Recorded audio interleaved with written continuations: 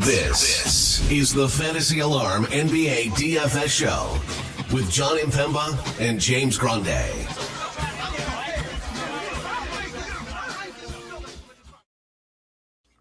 What is going on, FA Nation? John Impemba here with James Grande. Welcome into the Fantasy Alarm NBA DFS Playbook live show. It is Friday, day after Christmas. Hopefully you enjoyed their holidays season.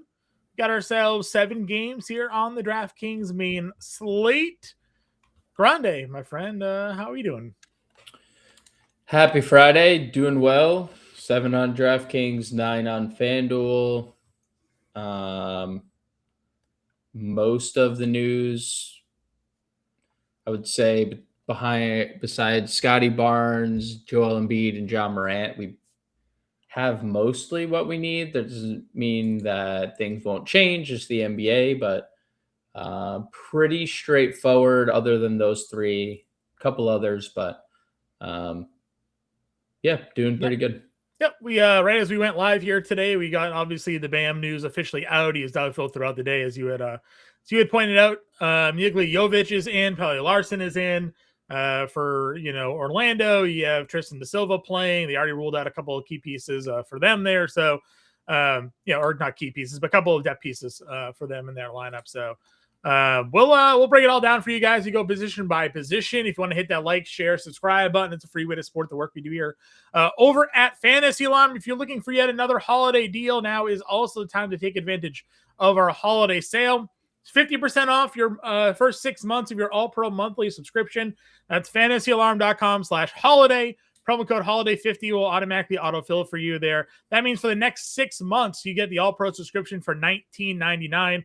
That includes all the draft guides, all cheat sheets, all DFS, all betting, all seasonal content for all sports for the next 6 months at 50% off. That's our holiday sale going on through the new year, so take advantage of it now and get a whole bunch of savings. Pay for itself maybe tonight, hopefully tonight, with tonight's NBA DFS playbook. So again, fantasyalarm.com/holiday, promo code holiday50 to take advantage of that 50% off for the first 6 months of your subscription there. Grande, let's get into it. Your top overall price player tonight's Jalen Johnson at $10,000. When we're talking at the point guard position, you have Maxey, Giddey, and KPJ up over $9,000. The field, when it comes to spending up today, Porter's the highest, but he's not getting a ton of ownership, just under 10% as it sits right now. How are you prioritizing these top plays? Yeah, I mean, I think the point guard position is very good, top to bottom today. I would definitely be interested in spending up. Tyrese Maxey is coming off one bad game, and everybody hates him, hates his guts. Nobody wants to play him. I understand, like, they're full strength or close to, depending on the Joel Embiid status. Everyone else is upgraded to basically in. But, like, one bad game and nobody wants to play at sub 10K Tyrese Maxey and a 240 implied total in the second highest paced spot in the league. We lose Grande? Is it a me or is it a Grande against the team bottom 10 in defense? Was that a you or was that a you or a me? You might be back. I think I froze. Yeah, I'm back. Yeah, you're back.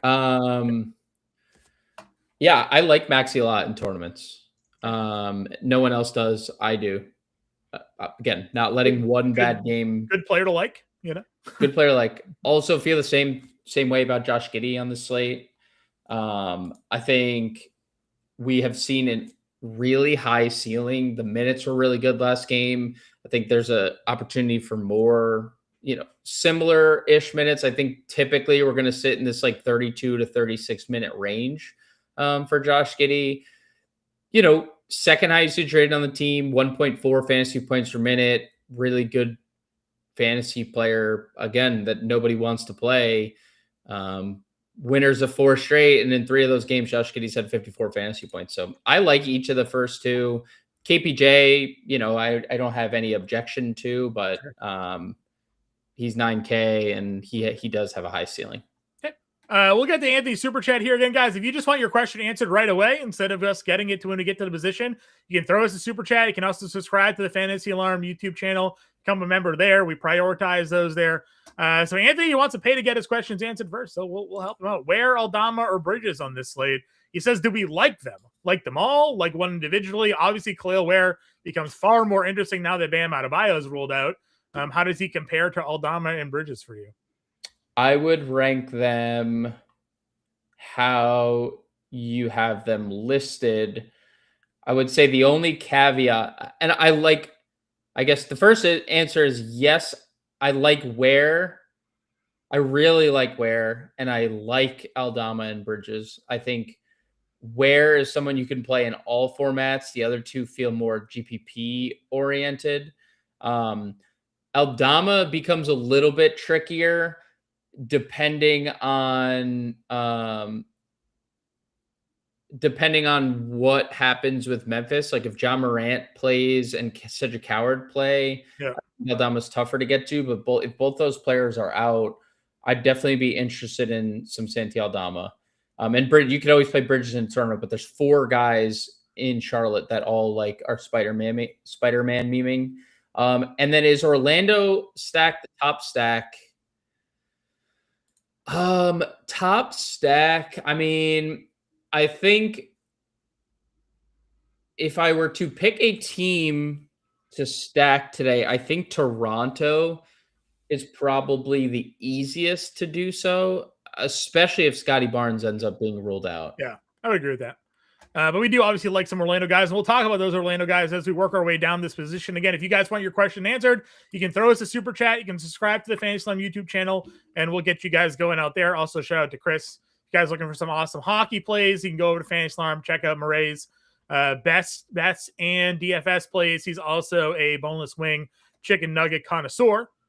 That's the debate. Yeah, no, I know. That's why I said it. He takes the wrong side of the debate because boneless wings are just simply chicken nuggets, but we don't need to spend too much time on that. We all know that is. I'm more of a chicken strip fan if I had to pick one. You know, the tenderloins, the strips. You know, there's sauce.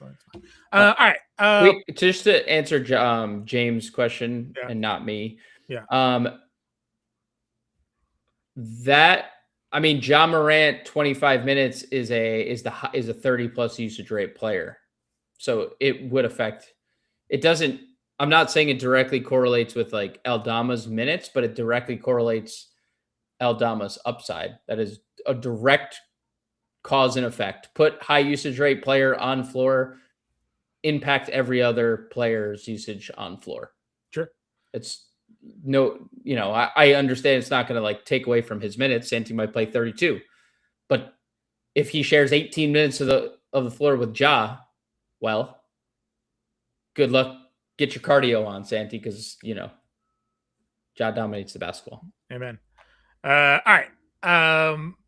The under 9K range, Booker is the one that's actually getting the ownership. I talked a lot about Trae Young. I still really like Trae Young at $8,800 here. Under 10% for Trae. Again, Booker's around, last check, 15, 16%. Thoughts there as you kind of work below that 9K range? Yeah, I like D-Book as a shooting guard on this slate. Okay. I think shooting guard is worse. I love Devin. I love Devin Booker. I also love Trae Young.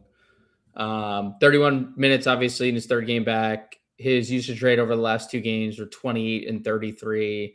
This game has over 250 implied points tonight. That's a lot of points. Atlanta has been optional defense. The offense has been awesome. Their team with Trae Young on the floor is the worst rated defensive unit in basketball, which is why they've had to score so many points just to be competitive. I think Trae looks great. I think D-Book looks as good. And I think there's probably a higher minute ceiling than Trae Young as well. Both of those guys, you're getting the ownership there from Booker or Trae a little bit less. Ball, John Morant down below. Get Anthony Black up to 7K, which we talked about price-wise. Higher than we've had to pay for him, but the role's been good. The minutes have been good. Good matchup for Charlotte for him. Power, I agree. Boneless wing is an expensive chicken nugget. It's a good take, honestly. Good way to word it. I don't really have a lot of interest in that range. LaMelo in tournaments. Everything's basically a tournament play. Not going to play Dyson Daniels at 7K with a basically fully healthy team. I think Anthony Black is interesting. I think the minutes actually should be a little bit higher, but not a lot to say here. Okay. Let's see. Value as we work. Well, we got a bunch of guys 6K. Quickly's our highest roster play today. We talked a lot about Toronto, Washington. Then Scotty Barnes gets downgraded. $6,400. Emmanuel Quickly. Got to be among the top overall plays of the day here. Yeah, I mean, whether Scotty plays or not, I think Emmanuel Quickly is an awesome option. I mean, he'll be the highest rostered play of the day if Scotty Barnes is ruled out. But even if he's not, again, like 24% usage, almost 1.1 fantasy points per minute. Kind of no reason he's 6,400. Like, I get he's not always consistent, but he does do a lot of different things. And it's an elite spot. You get the 30th ranked defense and a top 10 team in pace, 8th overall. So, yeah, like Quickly a lot. I love the Colin Gillespie play as well at $6,400. Another guy who multi-position eligible, 34 plus fantasy points in 3 straight and 4 or 5. Well over a fantasy point per minute without Grayson Allen this year. The minutes he lost out in due to blowout last time out shouldn't have an issue getting back up to mid to high 30s here. Really, really, really safe play against another, like, we have a lot of the bad defense, fast paced teams on this slate, and the Pelicans are another one of those teams. Yeah, for sure. Again, Pelicans, 3 points. They just can't defend that 3-point line. Where do we go for value at point guard? I think that there's 2 options that three, I guess, that I am a little bit interested in. Yep. One is Jordan Goodwin, who another point guard, shooting guard eligible player. Probably prefer him at shooting guard, but you could play him here at $4,400. Gonna play, range of minutes between like 20 and 30. Very good and pesky defender. Good kind of good solid player everywhere. So I think 4,400 for Goodwin is good. I'm interested to see what the TJ McConnell minutes end up at, because we saw this earlier in the year. His minutes were trending up, and then he got hurt and they played him 6 minutes and they were like, can't do that anymore. But here we are again, 15, 18, 18, 21. And he's an absolute maniac in terms of fantasy point projections.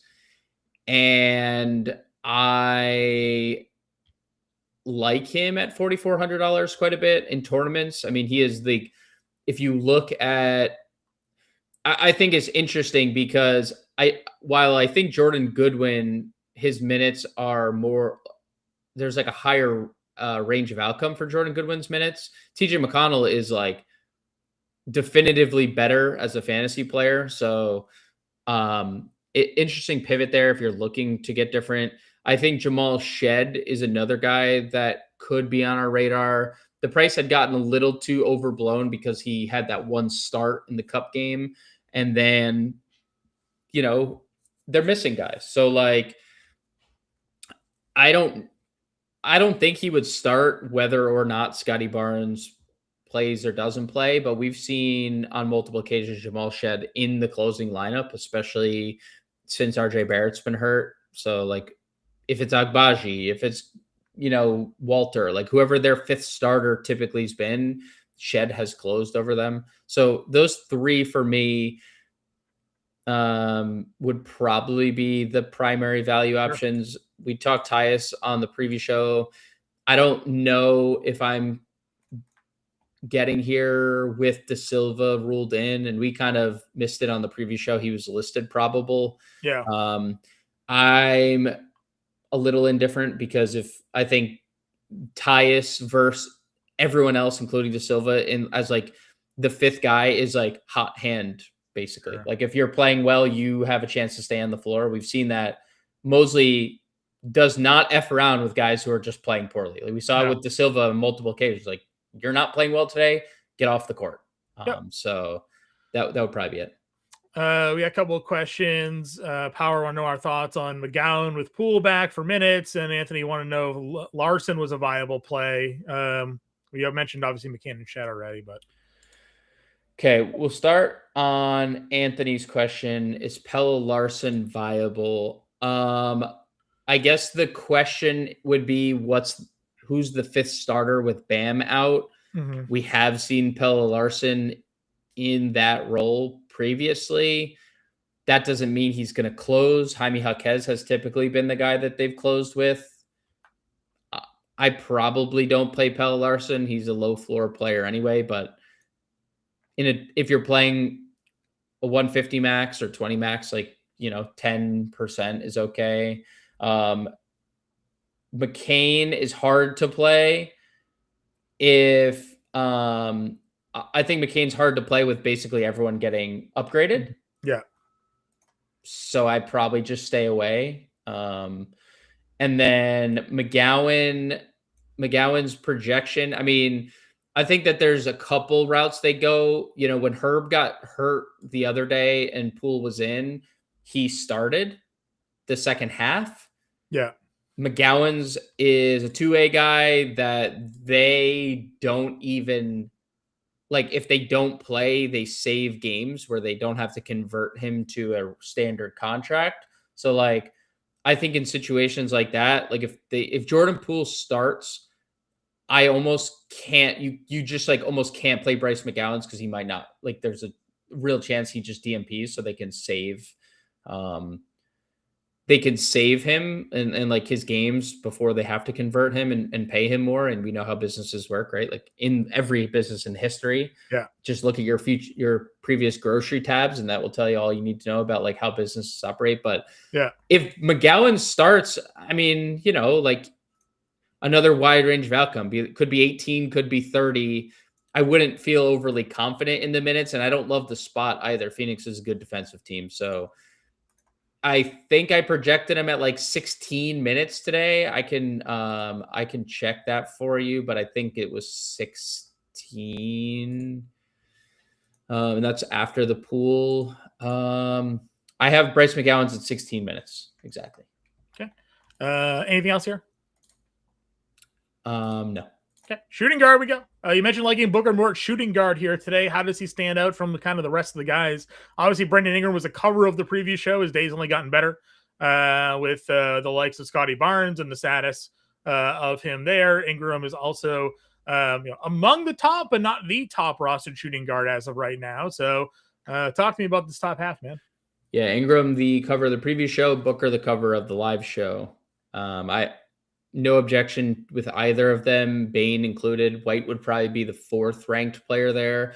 Not because I don't like him. I think I just am getting to the other players a little bit more. You could definitely just play all four of them. I shouldn't even exclude Derek White. But Booker, we're talking about a guy with a 30% usage rate this year without Grayson Allen, over 1.1 fantasy points per minute. We know he has a scoring ceiling. He's also been much more of a willing playmaker this year.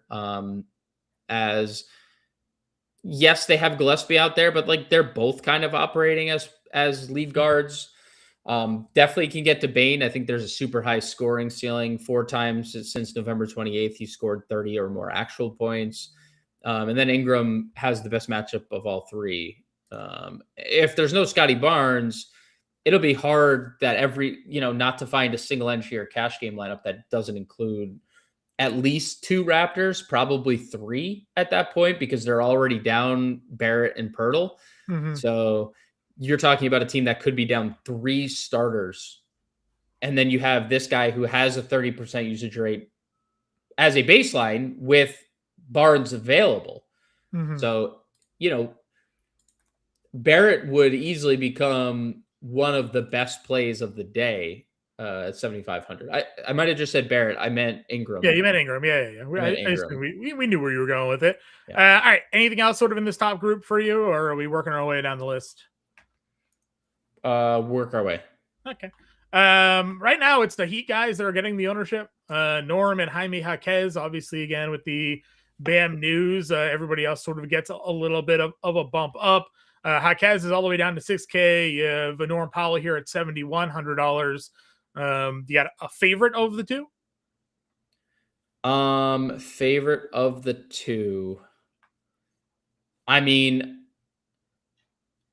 Jaquez is easier to play because he's $1,000 cheaper. Over $1,000 cheaper on DraftKings. Norm's numbers look pretty good. I mean, not that Jaquez's don't, but Norm has 30% usage rate without Bam and Tyler Hero this year. Jaquez is just under 24, both well over a fantasy point per minute. I would lean Jaquez. But if there's if there's a wider ownership discrepancy, closer to lock, I would definitely say Norm is a good pivot away. But I mean, it's hard to not like both of them. It's not hard to not like Miami in general. Things get weirder, I would say, with Larson and Jovic coming back. Jovic, not so much. They'll probably just use him as small ball backup center here. But the Atlanta defense has been atrocious. It's 250 implied points, and Miami's down, their two best players, say. So yeah, it's hard not to like both. I'll lean Jaquez because he's cheaper, but if the ownership gap between them, it's about 7% now, widens, then I definitely explore playing Norm. Okay. Anybody else sort of in this range? Again, not many people are playing anybody else between the two. Daniels, Black, Rollins, NEW, White. Cam Spencer's getting a little, or was earlier, not anymore, I guess, because we have a job back. Potentially. Con potentially. I mean, what do we think here? Yeah, Spencer would be more in play if Ja is out. Kobe White's in tournaments. Mentioned Gillespie. We talked Jaquez. I don't have much. And I get what you're saying here, Warren, about Rollins, and he had one good game. There's more minutes to be had with Gary Trent ruled out. But I don't know. He's 69. It's not like this, he got moved to the bench and his price cratered. It really didn't. So I'm sure he could have another good game. Yep. Again, Jaquez is there at 6K. Value at this one, what do we think? I mean, Goodwin, we talked Goodwin at point guard, but he's getting ownership. Yeah, all the plays we talked about. I don't really have anything on that. All the kind of the same. Yeah, we won't get into the Celtics conversation, Anthony's in the chat. Yeah. Well, there's really nothing. Oh, right. There's nothing to talk about Boston. Right. Top small. Well, there is. He's that small forward. Top we don't small need to talk forward. about anything else. Top small forward, price wise. Jaylen Brown. No one's playing Jaylen Brown. You got a little 5%er here on JB. If you feel like spending up for Jaylen Brown here today, you could certainly do so. Again, repeaters with the Miami guys because they have dual positional eligibility there. I mean, Kyle Kuzma, Dylan Brooks, no one's playing any of these top guys here today. Yeah, I think Brown, there's nothing bad to say. Jalen's been awesome. If you want to continue to play Jaylen Brown, I don't know if people are scared to play Jaylen Brown, if they think that it's a fluke, if they think that he's not actually this good, if they think 4 straight games with at least a 36% usage is a fluke, or 2 of those 4 with 40+% usage is a fluke, or the rebounding can't. I mean, all these things have continued from the first game of the year, and Boston is a much better team than anticipated, and that's also hasn't gone away. And they're playing a bottom-feeding Eastern Conference team. Yeah, I mean, that team also doesn't have its best individual wing defender and Aaron Nesmith. There's not a lot that Indiana can do to slow Jaylen Brown here. Slow Jaylen Brown down here. So in tournaments at low ownership, sure, I think Jaylen looks great. Not a lot else to say. Norm, we've already talked about. That would be the other guy.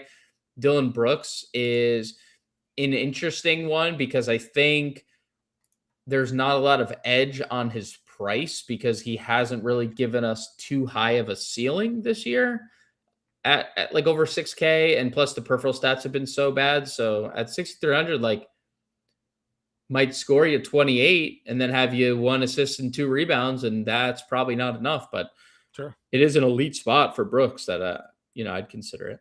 Yep, agreed. Value here, down here again. A lot of these guys we talked about, but Kyle Kuzma is someone that's coming up from ownership at $5,400. Does he rank top of this guy under 6K? Yes, he does. Okay. I mean, they are down. Like the minutes have been as secure as they've been all year to begin with. Sure. And now, they've already been missing multiple wings in Giannis Antetokounmpo and Taurean Prince. And now you're factoring in that there's no Gary Trent as well. Like, and I know that's like not like a substantial piece of the puzzle, right? Gary Trent, they moved him back to the bench anyway. The last game or last couple games since they moved Kuzma and Portis into the starting lineup. But, with those 2 players off the floor, specifically Giannis and Gary Trent, 25% usage for Kuzma, well over a fantasy point per minute. The minutes have been great. I'm never ever gonna say that like, man, Kyle Kuzma is really safe because like it's Kyle Kuzma and he just stops caring. Like it almost looks like the program has like a glitch sometimes and he just like forgets what he's doing out there. But he has been consistent since Giannis went down. So that would be my favorite play in this range for sure. Royce O'Neal is getting some ownership because again, I think people just like Phoenix today against the Pelicans. He's also under $5,000. Another guy that shoots some threes, could potentially have a ceiling output there. Is there any other value at small forward that you're keying in on? Yeah, Royce just feels more than the ceiling. It feels just like a safe play to me because he's going to play somewhere in a competitive game 30 minutes and is sub 5K. I listed him as a cash play, not even like I don't view Royce O'Neal as like go out and get me 50 Royce. Yeah. But I do think he's like a definite final piece in. Yeah. Another position I don't have much care for, like TBD if Orlando decides to start De Silva. I don't think that they're going to with how well Tyus has played, but another one like could just play well and get into the rotation.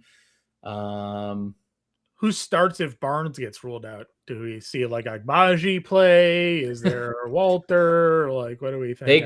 Jamison Battle had like a wild outing the other day, so much so that Brandon Ingram told Darko to keep him on the bench while Battle cooks. He made like a bunch of shots in a row.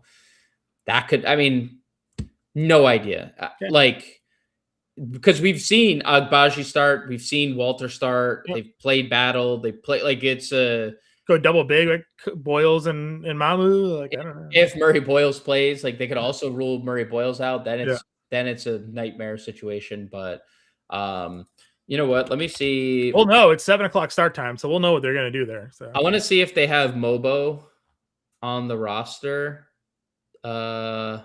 He is available. Maybe that's something to take note of. Jonathan Mobo is available tonight. Okay. Anything else? I do not believe there's anything else. All right. We go to power forward. Jalen Johnson, $10,000. He is currently just 15% from an ownership standpoint.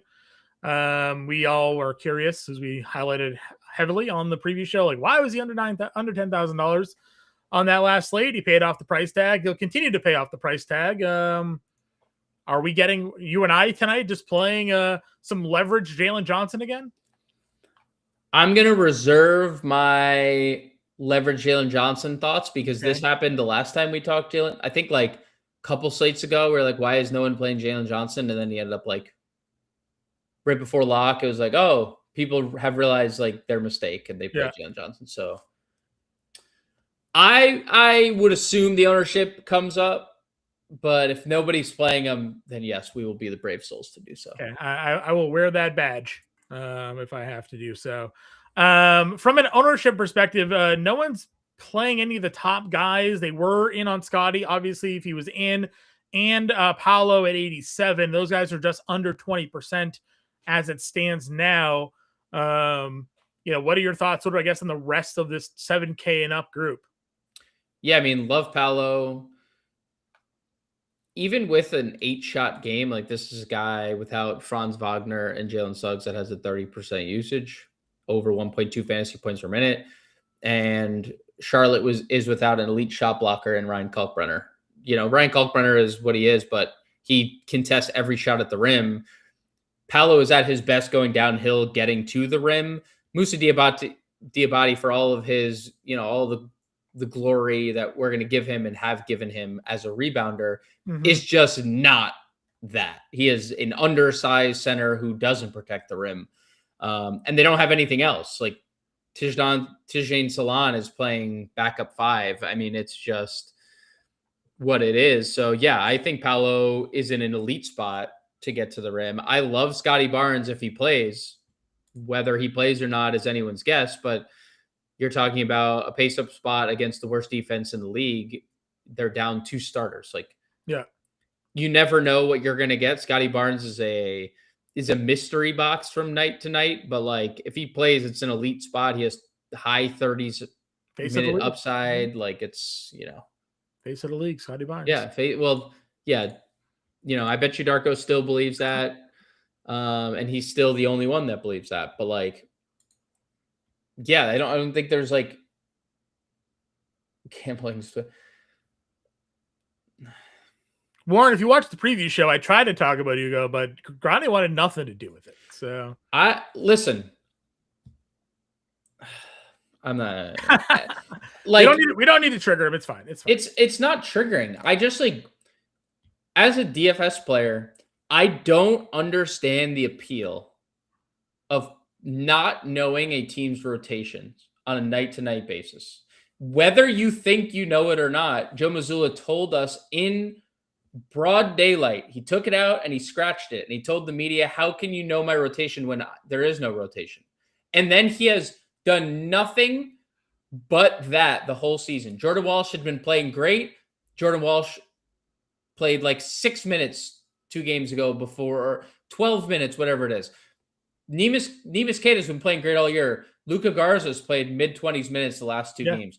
Hugo Gonzalez hasn't been in the rotation. Now he's in the rotation. Nothing guarantees any of these guys that are not Jaylen Brown and Derek White minutes. Nothing. So, like, to me, how can any, it's a fun team in real life. It's the most unappealing situation in DFS, and I don't know how people enjoy doing this, especially, like, you're talking like as a single entry player and largely like someone who isn't multi-entering. I have no interest in that stuff. Like if you're multi-entering, sure, you could take shots on just get one of each, right? Like you're building 10 lineups, just get one Celtic of each and maybe you'll hit the lottery. But like it's an extremely whack situation that I just stay away from, and I haven't lost any sleep from it. He's not wrong. Gambling Twitter, I just typed in just Hugo Gonzalez into Twitter. They are all over him today. We got rebound ladder props. We got double props, parlays going on here today. They are in love. Celtics themselves also tweeted today here, Grande. Players under 2020 in Celtics history, or players under 20 in Celtics history, recorded double-double. Hugo Gonzalez, Jason Tatum. That's the list. You know who saw that? Joe Mazzulla. You know how many minutes Hugo Gonzalez is going to play tonight? His head's too big. Sitting him down. Literally could see that interview after the game. Why didn't you play Hugo in the second half tonight? We didn't want to inflate his ego.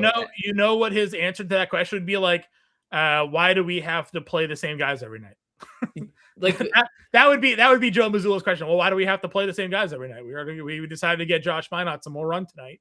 Maybe Hugo will be in the rotation next time. Who knows? Yeah. Like Mazzulla is a great coach, and like Joe Mazzulla outright won them a basketball game the other day by benching the starters and letting that second unit go, which Hugo was part of. Huge part of it, yeah. But like, that's the point. Like, we're playing DFS. Ugo's rebound prop tonight is 4.5. He's had 11, 10, 8, and 5 over the last 4 games. Obviously, the last 3 games, 8, 10, and 11, playing 29, 28, and 37 minutes. So, rebound chances in all 3 of those games, 14. So he's been also a very efficient rebounder. So take that into consideration. I am happy for him, and I hope he does well for all those. And I hope all those that play him do well tonight. Okay. It won't be me. Let's go back to the mid range here. Zion, $7,200. Tournaments. Okay. Tournaments. I mean, if we get the 27 minutes, 7,200 is too cheap. Yes, if you get the minutes, absolutely too cheap. And if you don't, like, he can still get you there because you need 36 fantasy points, and that's well within the range of outcome. We've seen it twice in 3 games from Zion. Definitely would have gotten there in an extra couple minutes against Cleveland if not for a blowout. So, yeah, 7,200 is a good price tag for a guy that could end up getting like 28 minutes eventually. So, yeah, tournaments for sure. All right. Anybody else here in the mid range? $6,000 and under. And under, yes. Bobby Portis for sure. He's going to be popular today. $5,900. Currently, your highest projected rostered power forward, by the way. Yeah, it's a pretty good situation because, he had moved into the starting lineup 2 games ago. I don't know if you can hear those sirens. There's flying by the house. I hear them outside my door, is my window as well. So we have dueling cops going by. We're about to. We both are about to get raids like coming to our houses. Like, it's true. Because Anthony Davis got hurt and he's washed. Amanda's back in here after AD gets hurt, so she's she's swatting us right now. I think there's a lot to like about like the Portis minutes. They're going to be 30 plus, super secure. We know he's a mid-20s usage guy without Giannis this year. Sub 6K. We're getting Toronto news right now. Colin Murray Boyles is in. Scotty Barnes is in. Do you want to hear something cool? Yeah. Got Scotty Barnes in the 4th round of an underdog draft today. Look at you. 4th round. Are you concerned that he's going to play with the illness? Yeah, of course. Okay. But also, like, underdog, you just have to, if you get Scotty Barnes in the 4th round, like, you just take him, right? Like, it's just kind of is what it is. Yes, obviously an illness is not the best.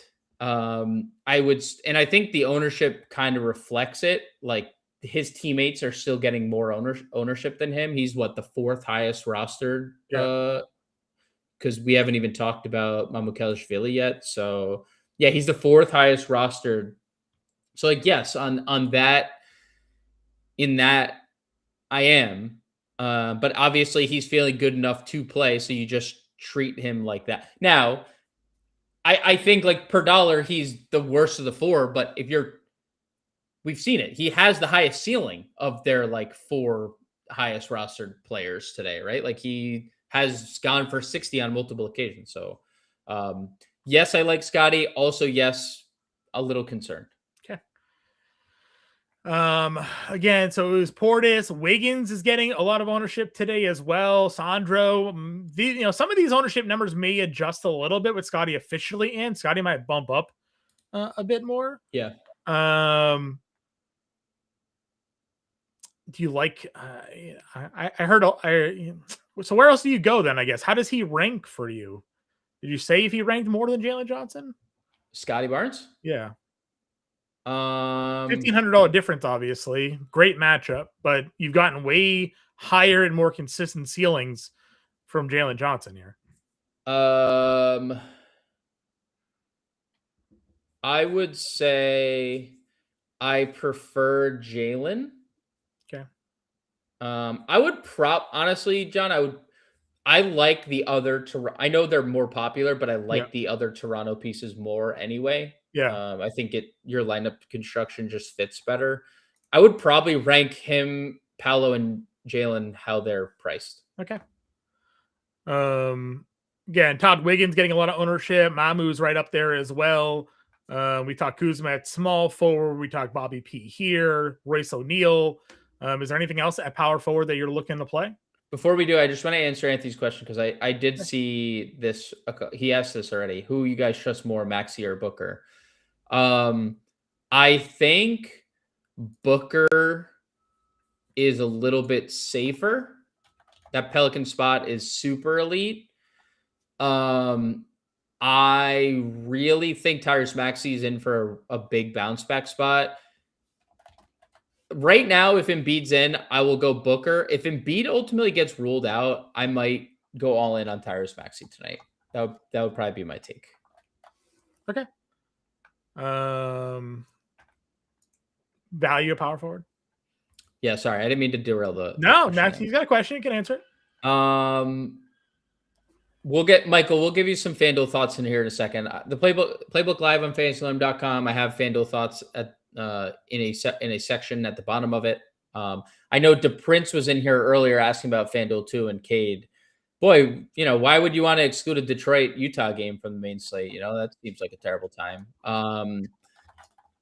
Another position that I don't find to be very fruitful for value, I think center is the better value spot, or just like a pretty good value spot in general. I think that's mainly why people aren't playing Jalen Johnson today, because I think the value is kind of bad. Yeah. I don't have anything other than like Royce O'Neal. We already talked about him at power forward. Things could change. Like Gigi Jackson would be a guy that I would have interest in if Cedric Howard were to be ruled out and John Morant were to be ruled out. We saw Gigi start and play 30 minutes, but I think Murray Boyles is definitely a low 20s minute candidate now that he's ruled in. They're missing Jakob Poeltl. Murray Boyles is going to operate as the backup center. Yeah. And, sometimes we've seen Mamukelashvili he's just asked to sit on the bench, and Colin Murray Boyles would fulfill that role.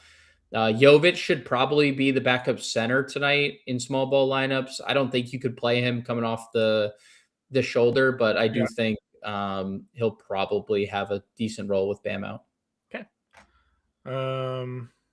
John Isaac is another going to play the backup center tonight with Goga Batadze out, but I don't, as much as you and I wish Jonathan Isaac was not this player. would play more. Yeah. Yeah.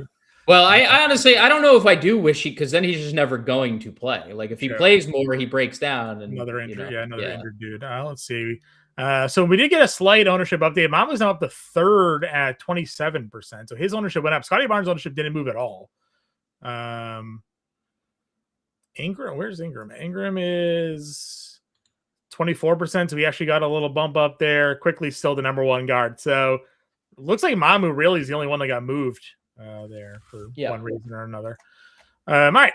We'll build a core lineup for you guys here. Any other questions? Steve said question for center. Any chance? Did you answer this one already? Did I just miss that whole question on Jovic? No, he just asked it, but I did just say I think Jovic plays the backup center. Yeah, I heard that part, but I wasn't sure if you were addressing that question. He basically answered that directly after I made the point. Okay. Michael wants some thoughts on the FanDuel game. We do sometimes go hit a couple of those. We had another question on Cade earlier today. FanDuel slate. Do you got any quick thoughts there? Yeah. As we wait for Warren's Hear Me Out player of the day. His Hear Me Out player of the day is going to be. I forgot center, didn't I? Is that what happened? I said example lineup. We didn't even go over center yet. Didn't go over center. Didn't go over center. FanDuel, yes. Cade looks great.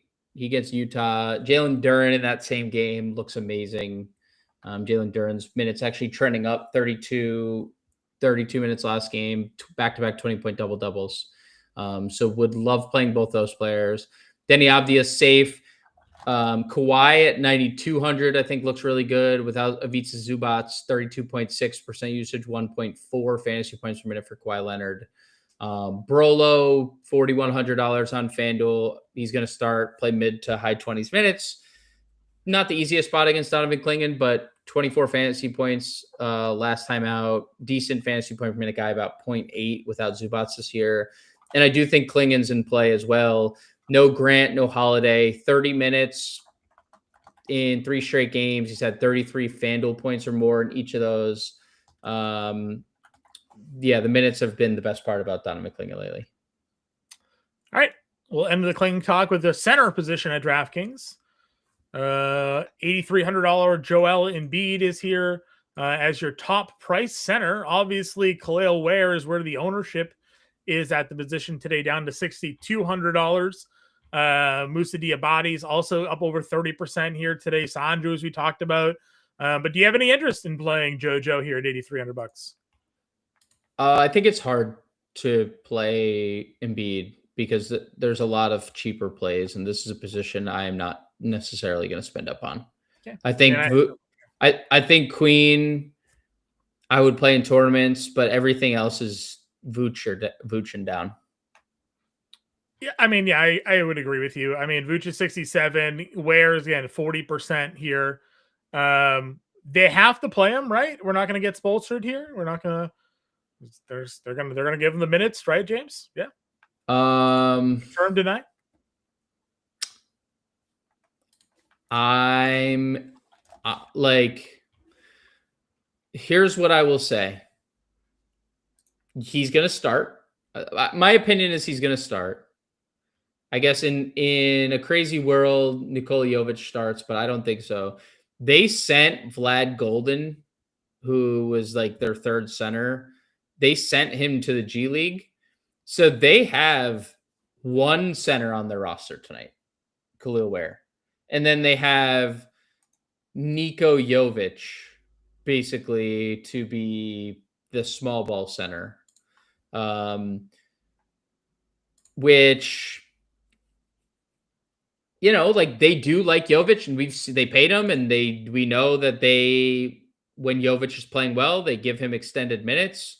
But he's coming off an injury. So, yeah, I think Khalil Ware doesn't there's less of a chance for them to take him off the floor because now there's, but is it in the range of outcome? It's always in the range of outcome. Eric Spoelstra tells us every night that he thinks Khalil Ware is making a lot of mistakes and needs to clean it up. So while I think 30 minutes is definitely likely, it's a small sliver of Nikola Jovic playing well, and now they're just playing small, and Khalil Ware's watching from the bench again. So sure.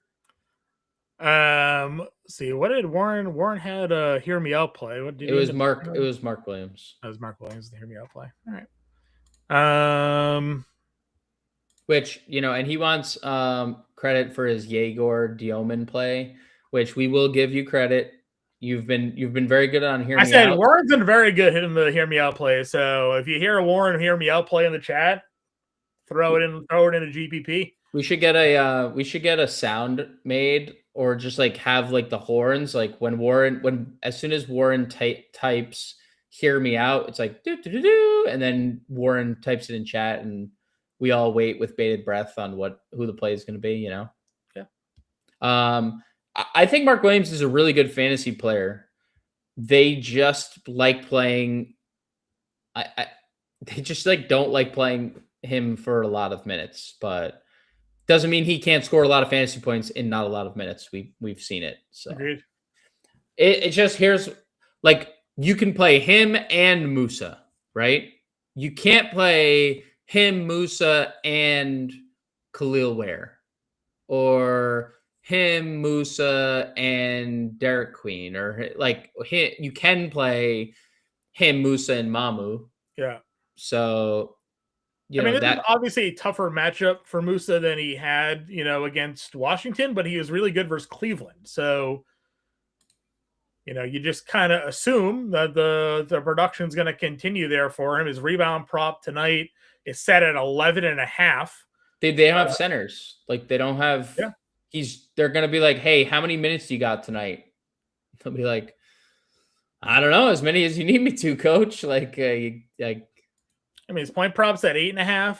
On the over one is 120 over at Caesars. So like low end double upside here for Diabate. I mean, it's a good dude. He's a and we're very not good projecting rebounder. him just to get 10 rebounds. There's literally, we just saw he got 10 rebounds in 8 minutes the other day. So, well, there you go. He's lower on Diabate, and I get it. Like that would be that's your pivot. I'm not saying it's a bad pivot either. I'm on the other side, and I'm team Musa.